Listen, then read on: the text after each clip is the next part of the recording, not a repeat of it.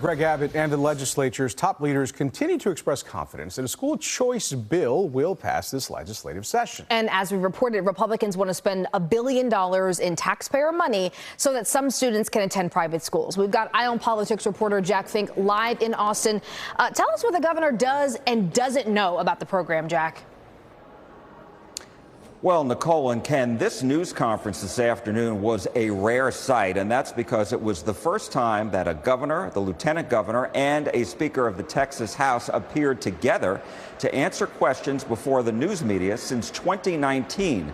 And the governor and the new speaker, Dustin Burrows, gave an updated timetable on when the House is going to pass this legislation, saying the committee is going to pass the school choice program and the public school funding bill next week, and that after that, the full legislature, or the full House rather, will vote on that. Now, the three leaders in Texas met with the former Arizona governor, a Republican, Doug Ducey, along with dozens of Republican lawmakers this afternoon. Arizona was the first state in the U.S. to pass a universal program that provided taxpayer-funded education savings accounts so students can attend private school. Now, the average student here in Texas could receive about $10,000 a year, with disabled students getting more. Texas Democrats have said Arizona's program has ballooned state spending and caused a budget shortfall there. But former Governor Ducey pushed back on that, saying that's not true, and that when he left office in 2022, the state had a budget surplus. The questions of cost in Texas come as some neighborhood public schools in North Texas have closed and school districts have passed deficit budgets.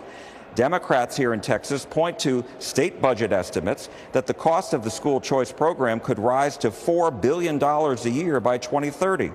But Governor Abbott said the legislature will pass what the state can afford, and that the state right now doesn't know yet how many students will apply for the program. Here's what nobody knows. How many people are actually going to participate in it? Is it going to be 100,000? We don't know that. And we won't know that until we get into the system.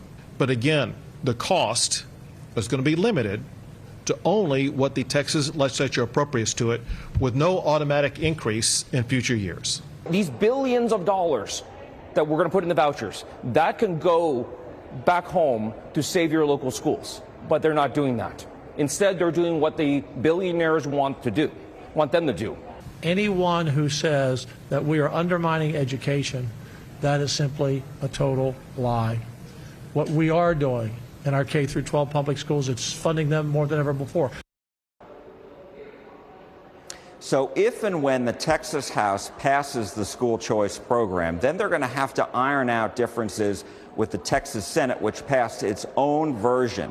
And so once they negotiate, and after both chambers approve that and the governor signs it, it's still going to take at least a year for the Texas Comptroller's office to set up this program, put it together, and then explain to the public how it's going to work. So still lots of steps ahead. Yeah. Live at the Texas Capitol, Jack Fink, CBS News, Texas.